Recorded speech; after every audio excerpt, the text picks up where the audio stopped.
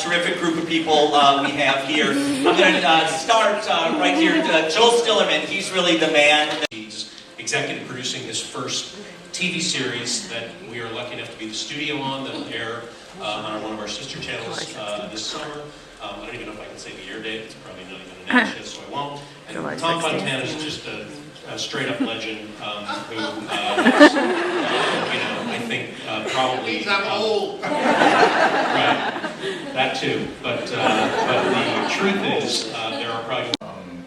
It does feel like a new time to me because, for two reasons. What Warren's suggesting, because in terms of movies, they're not making, nearly as many, or they make very, very few movies that are about, really focused on theme and character, and all of that work has migrated to television, and, HBO and then AMC started to really redefine that and raise the bar, and now network television has, had to compete with that.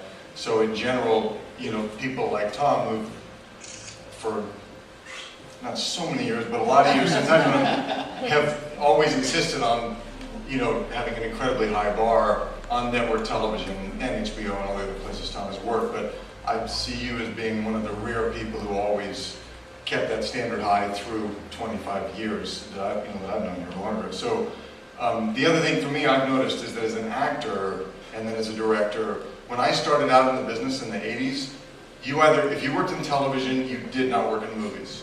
You could not cross over. If you worked in the theater, you could work in, but everything was very compartmentalized. And I remember being a young actor who started, Tom gave me my SAG card on St. Elsewhere. And, then I was told, well, you're a TV actor, you can't get auditions for movies. And I had to fight my way in. And that's all completely changed. Through the 90s, it was still rather like that. But because of what's happened, the explosion in TV,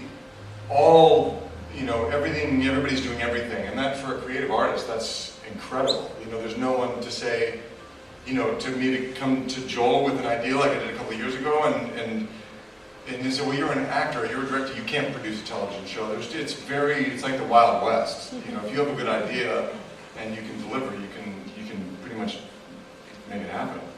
And it was...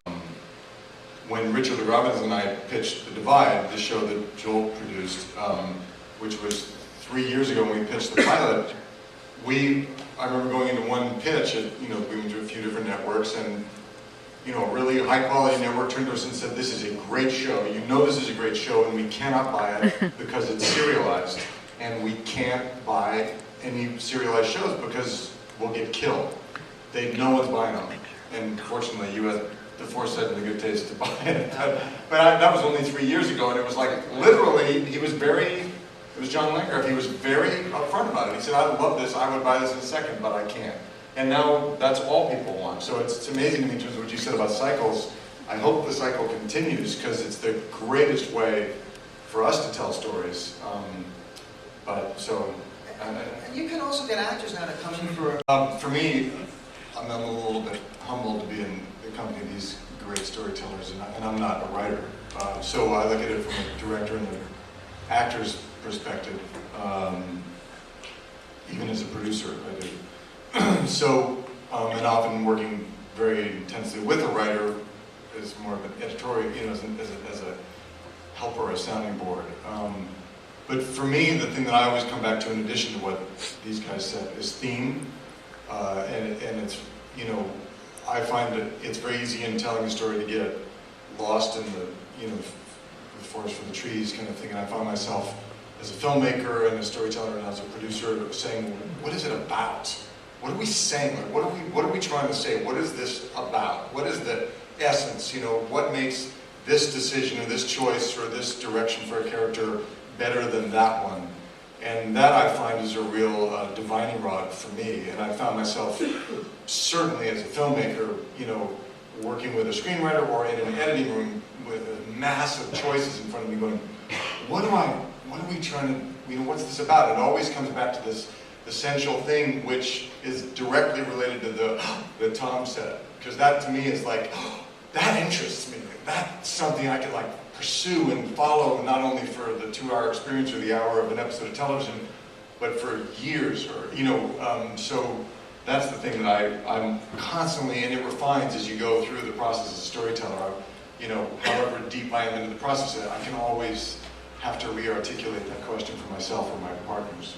There was an old Italian. No, Tony, I would love We to had a talk about bloodbath on the Divide in our writer's room, and it was my partner Richard, who's been a movie writer. This was his first series and mine producing, and we were just like, tell us what to do. So it was like, oh, we need a writer's room, and we, you know, put together this room of people with incredible resumes. All were super bright, seemed really talented. And first it was exactly as Tom described. So I kept coming into the room like, okay, we're gonna work. And hours would go by, and I'm like, when do we work? When, you know, there were these whiteboards all around that people were gonna, and I didn't know what to write on them, so, you know, what's the show? And we spent 2 or 3 months talking about the show, and it really was me trying to download to these new people what we were intending to do, and my partner was in New York, and that was more difficult because we were in LA, but anyway, the point was, we found after a couple of months, nobody really agreed on what the show was going to be, nor did they seem to understand what me and my partner wanted to do. And at the end of the day, we had to sit down and we were like, what do we do? And Joel just said, let's start over. And basically, you know, 3 of us, Richard and me and our other showrunner, John Tinker, you know, just sat in a room and we did it all ourselves. And really, one guy did all the writing. And we brought in a couple of outside writers, and we had very good, you know, experiences. I knew very closely, and you know, they cranked out scripts, which he still had to completely rewrite. But it was just a fascinating process. And so, you know, if we end up going to a second season on the Divide, we're sitting there going, okay, what about this writers' room? Is that really necessary? What is the model that works? And so, like, you guys are probably all getting calls from us to go, what should we do? But it is the standard model of how it's done, and it made no sense to me at all. I found it, and it ain't cheap either. It's very expensive. I mean, the amount of money we spent shocked me. No, we and people on Mind of the Business tend to obsess over it. Sort of now here to stay. Anybody want to just tackle the, you know, do any of you, you know, follow what people say about you in social media? Has it ever impacted you in any way in your creative process? I will. I mean, I've had this extraordinary experience with social media because of Scandal. I think some friends are here tonight. Twitter fans from Scandal were like, oh, you're going to be Montclair? I'm coming. Literally, that's why that show's a success, because of our fans and the ability to communicate. I sort of poo-pooed it at first because it freaked me out. I thought 140 characters, that's what's wrong with our society. And yet I saw the immense power of this exponential, you know, algorithm, or whatever you would call it, you know, where you can talk to one person who then talks to 10 people, and that becomes 1,000, and then, you know, and then hundreds of thousands and millions of people are all talking to each other. And, you know, it's a very powerful force. And for our marketing and for communication and for entertainment, and to be able to get the word out, you know. So I in, you know, a couple of years have become very enamored of it, and feel that it's still constantly changing, and we haven't seen anything yet. So it's certainly, I'm in awe of its power. Can I just ask, do you get nothing but positive response on Twitter? Because for anybody who's ever gotten, you know, been on the receiving end of the negative side of that, it can be really brutal. I mean, it really can be. I'm really lucky. I mean, because it's funny. I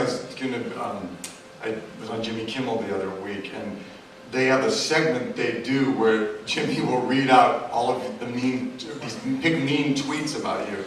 And thank you, Shonda Rhimes, but people don't trash me too bad on Twitter, and people are really not, you know, generally pretty nice. But I know it can get extremely vicious, and that's where you can block people and do. There are remedies. I get trashed a lot. I get trashed a lot. That's part of the deal. Although I started 3 years to catch up. I know. I'm similar Almost to Tom. nothing happens on that show. Well, I know the cast isn't very talented. So I'm similar to Tom. I've just been catching up because you know, I really am into binge watching. So there's so much good TV that I sort of am amazed at how good almost everything I've been watching is. Recently, I caught up on the second season of House of Cards. I just been hearing about Orphan Black, so I started watching that the other day and watched like 6 episodes in a row. I just watched the 2-hour pilot of Turn, which I thought was great for you guys, because I've been wanting to see that. I'm working my way down the list, but so there's, yeah, I'm similar to Tom. I can't pick a favorite. In TV period, but certainly the most successful, you know, women, Shonda. That's a good step. She's proven. Yeah, Shonda's a real trailblazer, and we have.